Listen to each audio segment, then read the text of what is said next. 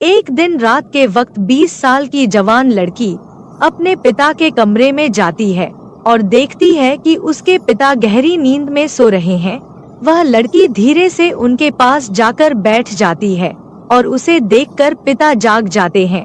पिता पूछते हैं, बेटा इतनी रात को क्या हुआ, सब ठीक है ना?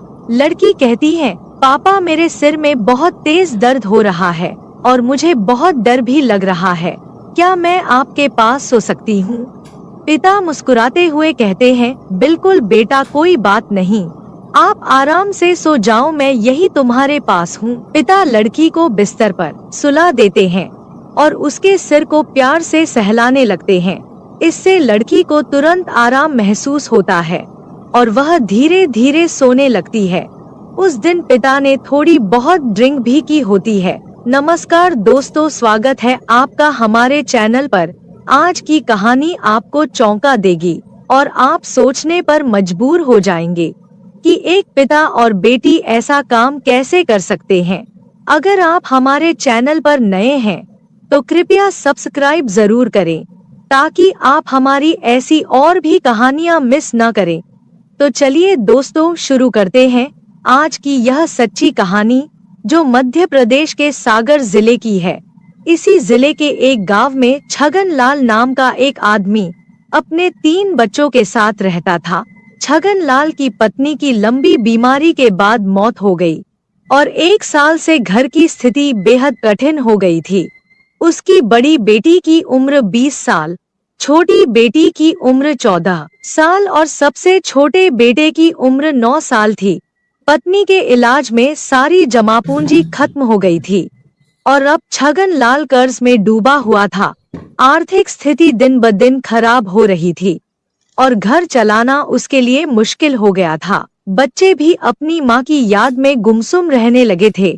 छगन लाल के लिए उन्हें संभालना चुनौतीपूर्ण हो रहा था। घर की जिम्मेदारियों के साथ साथ बच्चों की देखभाल करना छगन लाल के लिए कठिन हो गया। वह सोचता था कि अगर वह बाहर काम पर जाता तो बच्चों की पढ़ाई प्रभावित हो सकती है और अगर वह घर पर रहता तो घर की जरूरतें पूरी नहीं हो सकती। इस दुविधा के बीच एक दिन छगनलाल के मन में एक विचार आया, शायद उसे दूसरी शादी करनी चाहिए।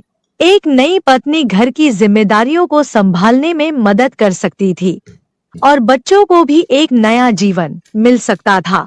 छगनलाल ने इस विचार को गंभीरता से लिया और सोचा कि यह उसके और बच्चों के लिए सबसे अच्छा हो सकता है। उसने अपने परिवार और कुछ करीबी दोस्तों से सलाह ली, जिन्होंने उसे समझाया कि एक नई शादी से समस्याओं का समाधान हो सकता है। छगनलाल ने सोचा कि अगर वह दूसरी शादी कर लेता है तो घर भी आबाद हो जाएगा और वह भी बाहर कमाने जा पाएगा। फिर वह अपनी बेटी से कहता है कि बेटा, मैं सोच रहा हूँ कि दूसरी शादी कर लूं। इससे तुम लोगों की देखभाल भी अच्छे से हो जाएगी और मैं भी बाहर कमाने जा सकूंगा। तुम्हारी माँ के चले जाने के बाद जो तुम सबकी हालत हो गई है, अब मुझसे देखी नहीं जाती। पिता के इन सब बातों को सुनकर बेटी एकदम से खामोश हो जाती है। उसकी जुबान से एक भी शब्द नहीं निकल पाता। छगनलाल बेटी को समझाते हुए कहता है कि देखो बेटा, अगर मैं कमाने नहीं गया तो फिर घर चलाना मुश्किल हो जाएगा और मैं तुम सबको पढ़ा लिखा नहीं पाऊंगा। इतना समझाने के बावजूद भी वह लड़की खामोश ही रही। छगनलाल सोचता है कि उसकी बेटी अभी दुखी है, फिर किसी और दिन बात करेगा। उसके बाद वह वहां से चला जाता है और वह लड़की सोचने लगती है कि जब उसके पिता शादी कर लेंगे और जो सौतेली माँ आ जाएगी तो सौतेली माँ कभी अच्छी नहीं होती। उसने यह सुना भी था और अपनी आंखों से देखा भी था। वह यही सोच रही थी कि अभी उसके पिता बच्चों से बहुत प्यार करते हैं। अगर शादी के बाद वह भी बदल जाएंगे तो सौतेली माँ हमारे ऊपर बहुत अत्याचार करेगी और पापा भी उसी का साथ देने लगेंगे। उस दिन वह लड़की रात भर सो न सकी और पूरी रात यही सब सोचती रही। जब वह लड़की अगले दिन कॉलेज जाती है तो उसे रास्ते में एक सहेली मिल जाती है जो उसके साथ उसके कॉलेज में ही पढ़ा करती थी। फिर वह लड़की अपनी सहेली को सारी बात बता देती है जो उसके पिता ने अपनी शादी के बारे में उससे कही थी। उसकी सहेली कहती है कि यह तो बहुत गलत होने वाला है तुम लोगों के साथ। अगर तुम्हारे पापा ने शादी कर ली तो तुम्हारे ऊपर बहुत बड़ी मुसीबत आ जाएगी। सौतेली माँ के बारे में तो तुमने सुना ही होगा कि वह किस तरह की होती है। तुम्हारे पापा ये शादी तुम लोगों के लिए नहीं कर रहे हैं, वह तो अपने शारीरिक सुख के लिए कर रहे हैं। उन्हें तो बस अपने लिए एक जीवन साथी चाहिए जो उनकी जिस्मानी इच्छा को पूरी कर सके।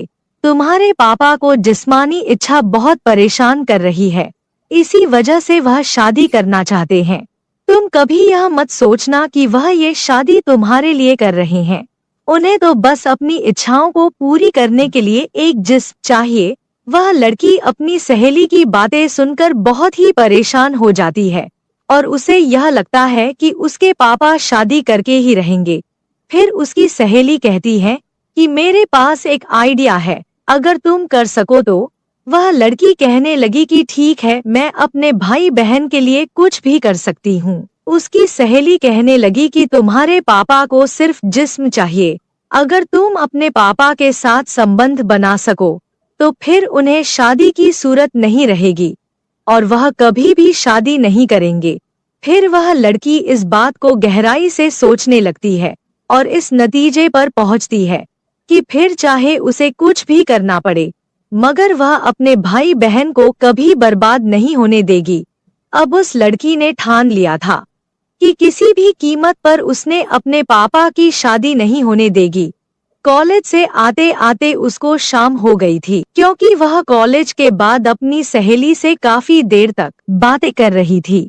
फिर वह घर आकर खाना बनाने लग जाती है और अपने भाई बहन को खाना खिलाकर उन्हें अपने अपने कमरे में सोने के लिए भेज देती है। उसके बाद वह लड़की खाना खाकर अपने पापा के बिस्तर में लेट जाती है। कुछ देर बाद उस लड़की का पिता आता है। जब वह देखता है कि उसकी बेटी उसके ही बिस्तर पर लेटी हुई है तो फिर वह उससे पूछता है कि बेटी तुम्हें क्या हुआ है। तो लड़की कहने लगी कि पापा मेरे सिर में बहुत ज्यादा दर्द हो रहा है और मुझे डर भी लग रहा है, इसीलिए आज की रात मैं आपके साथ ही सोना चाहती हूँ। बेटी की बात सुनकर पिता कहता है कि कोई बात नहीं बेटा, तुम आराम से सो जाओ। थोड़ी देर बाद खाना खाने के लिए वो किचन की ओर चला जाता है और खाना खाने के बाद थोड़ी बहुत पी भी लेता है। उसके बाद वह अपने बिस्तर में आकर लेट जाता है। एक तरफ लड़की लेटी हुई थी और दूसरी तरफ उसके पिता थे, मगर उन दोनों के ऊपर अलग अलग कंबल थे। रात के 12 बज चुके थे मगर उस लड़की की आंखों से नींद बिल्कुल ही गायब थी। उसके दिमाग में तो उसकी सहेली की बातें और सौतेली माँ की तस्वीरें घूम रही थी। जब लड़की ख्यालों की दुनिया से बाहर आई तो उसने देखा कि उसके पापा तो गहरी नींद में सो गए हैं। फिर वह लड़की डरने का नाटक करते हुए अपने पापा के कंबल में जाकर उनके करीब हो जाती है।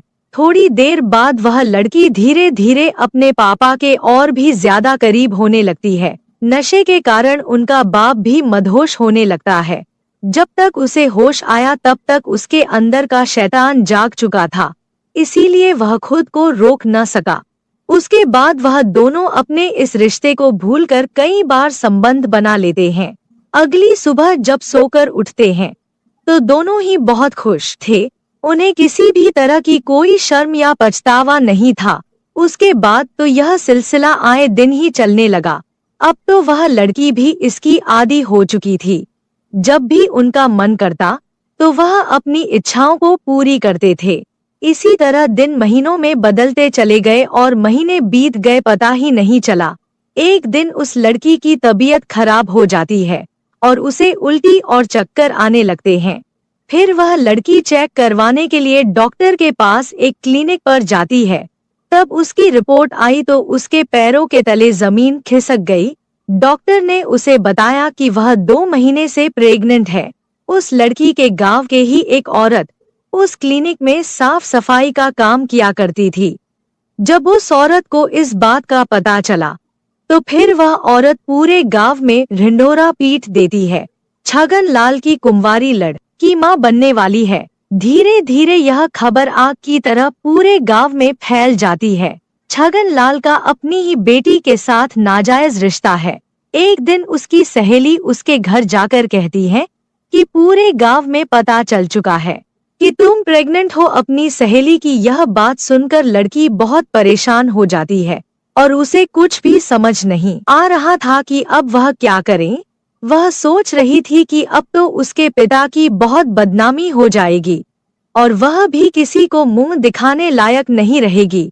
एक दिन शाम के वक्त वह लड़की मार्केट से कुछ सामान लेने चली जाती है तो रास्ते में उसे मोहल्ले के कुछ लड़के छेड़ने लग जाते हैं। अश्लील बातें करके उसको परेशान करने लगते हैं और उसका बहुत ही मजाक उड़ाते हैं। वह लड़की बहुत शर्मिंदा हो जाती है और सामान खरीद कर घर वापस आ जाती है। घर आ जाने के बाद वह लड़की रात का खाना बनाने लगती है। भाई बहन और अपने पिता को खाना खिलाकर अपने रूम में चली जाती है। उसके दिमाग में सिर्फ एक ही बात चल रही थी कि उसकी और उसके पिता की बहुत बदनामी हो रही थी। अवसर उठाकर कभी भी नहीं जी पाएगी। यही सब सोचते हुए रात के करीब समय एक 25 का था वो कदम उठाती है और रस्सी लेकर जंगल की ओर चली जाती है। जंगल में पहुंचकर वह अपने आप को फंदे से लटका लेती है और उसी गांव का एक आदमी जंगल की ओर जाता है तो वहां का मंजर देखकर उसके होश उड़ जाते हैं। जब पास जाकर देखता है तो कदम सन्न रह जाता है क्योंकि वह लड़की उसी के गांव के में रहने वाले छगन लाल की बेटी थी। फिर वह आदमी इस खबर को पूरे गांव में फैला देता है। यह खबर उस लड़की के पिता को भी बताई जाती है। उस लड़की के पिता और गांव के सभी लोग जंगल की ओर चले जाते हैं और उन्हीं में से कोई पुलिस को भी फोन कर देता है। थोड़ी देर में पुलिस भी मौके पर पहुंच जाती है और उस लड़की को उतार कर उसका पोस्टमार्टम के लिए भेज देती है। जब पुलिस पूछताछ करना शुरू कर देती है तो पूछताछ के दौरान लोगों ने बताया कि यह लड़की पेट से थी, इसीलिए ही इसने आत्महत्या की है। एक आदमी ने तो यह भी बताया कि इस लड़की का अपने ही पिता के साथ नाजायज रिश्ता था और जो इस लड़की के पेट में बच्चा है वह भी इसी के बाप का है। लोग तरह तरह की बातें कर रहे थे और यह भी कह रहे थे कि भगवान ऐसे बाप किसी बेटी को भी न दे। पुलिस फिर छगन लाल को पकड़कर थाने ले जाती है और पोस्टमार्टम रिपोर्ट के आने का इंतजार करती है। इसी दौरान उस लड़की की सहेली को भी बुलाया जाता है और डर के मारे सारी बात वह लड़की बता देती है। तब तक पोस्टमार्टम रिपोर्ट भी आ जाती है और रिपोर्ट में साफ साफ लिखा हुआ था कि वह लड़की 2 महीने की प्रेग्नेंट थी। अब पुलिस छगन लाल से पूछताछ करना शुरू कर देती है। उसने इस बात को जल्द ही कबूल कर लिया कि उसने अपनी ही बेटी के साथ पिछले 5-6 महीनों से नाजायज संबंध थे। उसके बाद छगन लाल को अरेस्ट करके उसे कोर्ट में पेश किया जाता है और उसे 2 साल की सजा सुनाकर जेल में डाल देते हैं। दोस्तों कहते हैं कि बाप और बेटी को भी ज्यादा देर तक एकांत में नहीं रहना चाहिए, नहीं तो मन में गंदे विचार आ जाते हैं। अगर गंदे विचारों ने किसी के मन में एक बार घर बना लिया तो फिर उसे भगवान भी नहीं बचा सकते। फिर वह इंसान कुछ ऐसा कर बैठता है जिसके कारण पवित्र रिश्ते भी पवित्र शर्मसार हो जाते हैं। दोस्तों, इस कहानी को सुनाने का मकसद आपकी भावनाओं को ठेस पहुंचाना नहीं है, बल्कि आप लोगों को जागरूक और सचेत करना है। तो दोस्तों, यह थी हमारी आज की कहानी। कैसी लगी हमें कमेंट करके जरूर बताएं और यह भी बताएं कि आपको किसकी गलती लगती है, पिता की, बेटी की या फिर उसकी सहेली की जिसने उस लड़की को यह गंदा मशवरा दिया था। अगर कहानी अच्छी लगी हो तो चैनल को सब्सक्राइब और वीडियो लाइक जरूर कीजिएगा। मैं भावना एक साधारण सी महिला प्राइवेट स्कूल में पढ़ाने का काम करती थी। मेरी उम्र 25 साल हो चुकी थी और मेरी दुनिया मेरी माँ और 2 बहनों तक सीमित थी। घर में मैं सबसे बड़ी थी, लेकिन शायद मेरे बड़े होने का कोई खास मतलब नहीं था। मेरी तनख्वाह माँ के हाथों में जाती और उसने मेरी मेहनत से एक और प्रॉपर्टी खरीद ली थी। फिर भी जैसे जैसे वक्त बीता, मेरी जिम्मेदारियों में इजाफा हुआ, लेकिन मेरी जिंदगी वहीं ठहरी रही। मेरे काम से घर लौटने पर अक्सर ऐसा होता कि मेहमान आते और मैं चुपचाप अपने कमरे में चली जाती। एक दिन मैंने देखा मेरी छोटी बहन सजी धजी उन मेहमानों का इंतजार कर रही थी। मैं समझ गई कि वे मेरे लिए नहीं, उसे देखने आए थे। मेरी उम्मीदें चुपचाप ढह गईं। वक्त गुजरता रहा। मेरी उम्र 30 की हो गई, लेकिन माँ ने मेरी शादी की बात कभी नहीं उठाई, बल्कि उसने मेरी छोटी बहन की शादी करवा दी और मैं पीछे छूट गई। माँ की सगी बेटियों की शादी हो गई, पर मैं वहीं अटकी रही। समय और तेजी से गुजरा। अब मैं 35 साल की हो चुकी थी, लेकिन माँ अब भी मेरी शादी की बात नहीं करना चाहती थी। मुझे अब साफ साफ समझ में आ गया कि मेरी माँ मुझे केवल कमाई का जरिया मानती थी। उसकी नजर में मैं बस सोने का अंडा देने वाली मुर्गी थी। मैंने आखिरकार अपने शहर की नौकरी छोड़ दी और दूसरे शहर में नया जीवन शुरू करने का फैसला किया। वहां मैंने किराए पर एक घर लिया और एक प्राइवेट स्कूल में पढ़ाना शुरू किया। लेकिन किस्मत ने यहां भी साथ नहीं दिया। कुछ ही महीने में स्कूल बंद हो गया, क्योंकि शिक्षकों को समय पर वेतन नहीं मिलता था। मैं भी बाकी शिक्षकों की तरह इस्तीफा देकर घर लौट आई। अब मेरे पास ज्यादा पैसे नहीं बचे थे। इस नई परिस्थिति से जूझते हुए मैंने अपने घर में ही ट्यूशन शुरू करने का सोचा। दरवाजे पर ट्यूशन क्लासेस का बोर्ड लगते ही कुछ ही घंटों में पहले विद्यार्थी का आगमन हुआ। धीरे धीरे 5-6 बच्चे पढ़ने आने लगे और जिंदगी दोबारा पटरी पर आने लगी थी। फिर एक दिन एक 15 साल का लड़का अभिषेक मेरे पास पढ़ने आया। उसकी उम्र बाकी बच्चों से ज्यादा थी, इसलिए उसने अपना ट्यूशन का समय अलग करवा लिया। पहले पहले तो सब ठीक था, लेकिन कुछ दिनों बाद उसकी हरकतों ने मुझे हैरान कर दिया। अभिषेक ट्यूशन में आते ही अपनी गोद में बैग रखकर मुझे देखता रहता। एक दिन जब मैं बोर्ड से पीछे मुड़ी तो देखा उसकी नजर बोर्ड पर नहीं, मुझ पर थी। उसकी आंखों में कुछ अजीब सा था। और फिर उसकी गोद में रखे बैग की हलचल ने मेरी बेचैनी और बढ़ा दी। मेरे कदम खुद ब खुद उसकी तरफ बढ़े। मैंने उसका बैग हटाया और जो दृश्य मेरे सामने था उसने मेरे पैरों तले जमीन खिसका दी। 15 साल का वह लड़का मुझे देखकर वहीं बैठे बैठे अपनी हदें पार कर रहा था। उस पल मेरे भीतर गुस्सा, शर्मिंदगी और घिन का तूफान उमड़ पड़ा। लेकिन मैं जानती थी ये लड़ाई सिर्फ अभिषेक के खिलाफ नहीं थी। ये लड़ाई मेरे जीवन के हर उस पल के खिलाफ थी जिसने मुझे पीछे धकेलने की कोशिश की थी। उसकी माँ की गोद में उसका 6 महीने का बच्चा था और पास ही उसका बड़ा बेटा अभिषेक खड़ा था। वो महिला मेरे पास आई और अभिषेक का एडमिशन कराते हुए बोली, मैडम, आप मेरे बेटे को कम से कम 4 घंटे ट्यूशन दीजिए। घर पर ये बहुत परेशान करता है और पढ़ाई में भी दिलचस्पी नहीं लेता। आपके डर से शायद ये थोड़ी पढ़ाई कर ले। उसने आगे कहा, मैं आपको एक्स्ट्रा क्लासेस के लिए कुछ ज्यादा पैसे भी दूंगी। अतिरिक्त पैसे किसे नहीं चाहिए होते। वैसे भी मेरा खुद का कोई परिवार नहीं था और न ही मुझे किसी पति को जवाब देना पड़ता था।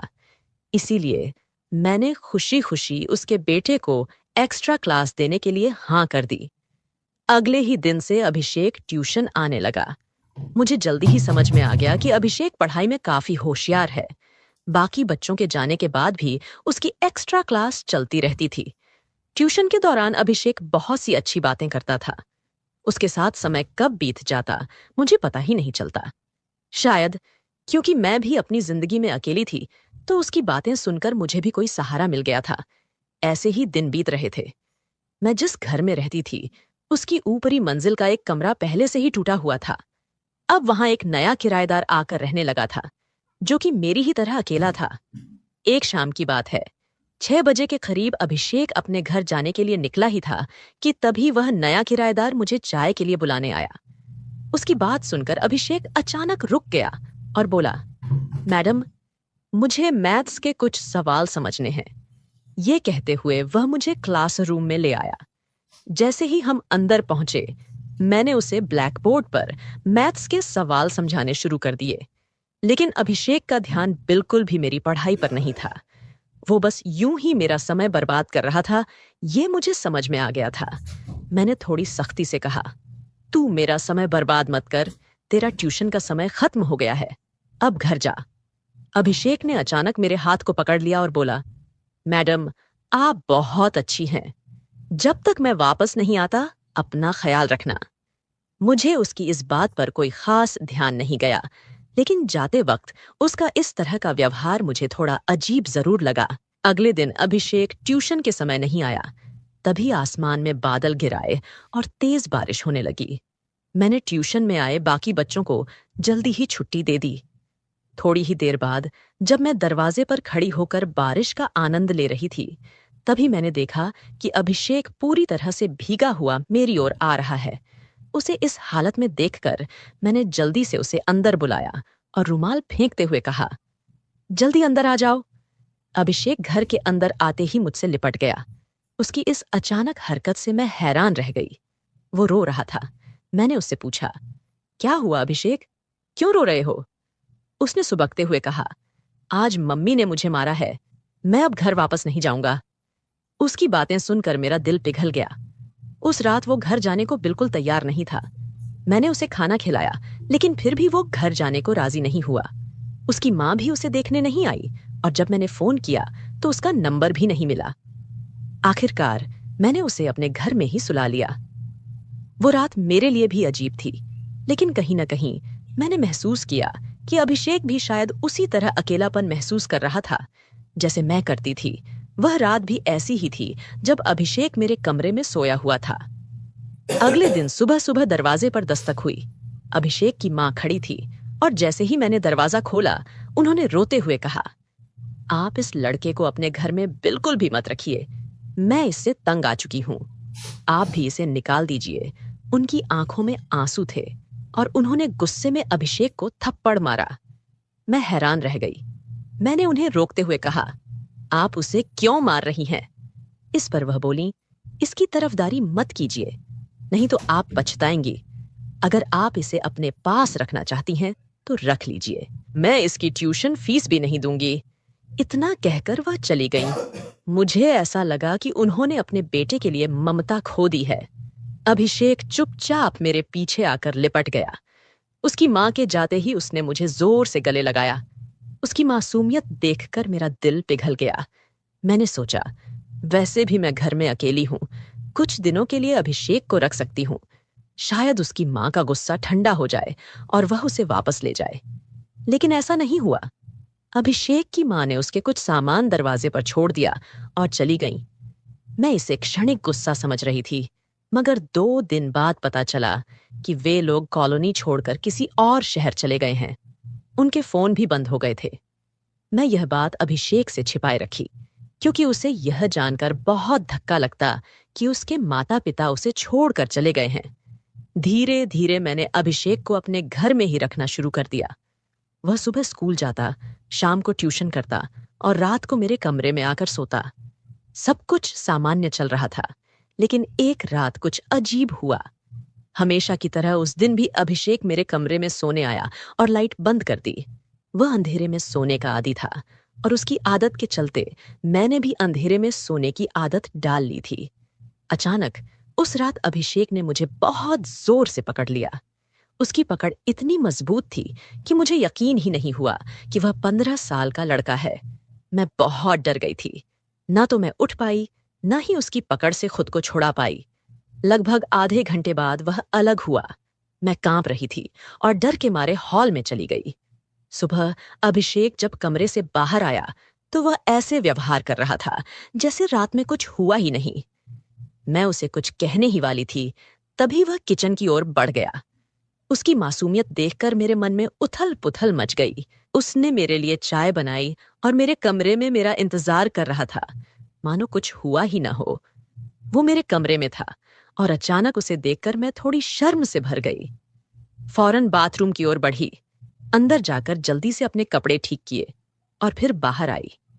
बाहर आते ही मैंने अभिषेक से सवाल किया, अभिषेक, तुम्हारी तबीयत ठीक तो है ना? रात को तुमने मुझे इतनी जोर से क्यों पकड़ा था?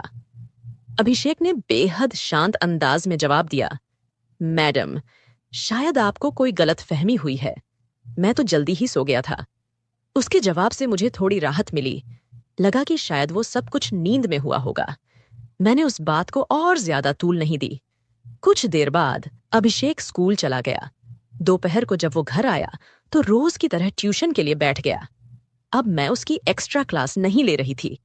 उस दिन बाकी बच्चे चले गए, मगर अभिषेक काफी देर तक रुका रहा। मैं उसे बोर्ड पर गणित के कुछ सवाल समझा रही थी और मेरी नजर बोर्ड पर ही थी। अचानक जब पीछे मुड़कर देखा तो अभिषेक की हालत कुछ अजीब लगी। उसकी नजर पढ़ाई पर नहीं थी और वो अपनी गोद में बैग रखे किसी अजीब हरकत में लगा हुआ था। मैंने तुरंत तेज आवाज में कहा, अभिषेक। उसकी हरकतें देखकर मैं थोड़ी हिल गई। मेरे दिमाग में सवाल उठने लगे। कल रात जो हुआ, क्या वो सच में नींद में था या जानबूझकर किया था? मैंने उसके बारे में ज्यादा सोचना छोड़ दिया, पर मन में शक बरकरार था। उसी दिन मैंने उसकी मां को फोन करने की कोशिश की, लेकिन हमेशा की तरह उसका फोन बंद था। मैं नहीं चाहती थी कि अभिषेक के नाजुक मन पर कोई गलत असर पड़े, इसलिए उसके माता पिता के बारे में कुछ नहीं कहा। अभिषेक को अपने घर में रखने का मेरा फैसला अब भारी गलती लगने लगा था, लेकिन तब मुझे इसका एहसास नहीं हुआ। फिर उसी रात अभिषेक मेरे पास सोया। उसने मुझे कुछ इस तरह से पकड़ा कि मुझे लगा जैसे वो 15 साल का लड़का अब मेरी जान ही ले लेगा। उसकी पकड़ इतनी जोरदार थी कि मैंने खुद को छुड़ाने की कोशिश की, मगर वो छोड़ने को तैयार नहीं था। अगले दिन जब मैंने अभिषेक से उसके इस व्यवहार के बारे में पूछा तो उसने कहा, मैडम, शायद आपने सपना देखा होगा। उसकी इस बात से मुझे ऐसा लगा कि वो 15 साल का लड़का एक 35 साल की औरत को झूठा साबित कर रहा था। एक पल को मैंने सोचा कि शायद सच में मैंने सपना देखा हो, मगर उसी दोपहर जब एक्स्ट्रा क्लास में अभिषेक को अपनी गोद में बैग रखे देखा तो मुझे फिर से शक हुआ। पहले कभी मैंने उसे ऐसी हरकतें करते नहीं देखा था। मैंने सोचा कि इस बार उसे पकड़ना चाहिए। जैसे ही उसकी हलचल मुझे दिखी, मैंने झटके से बैग हटाया।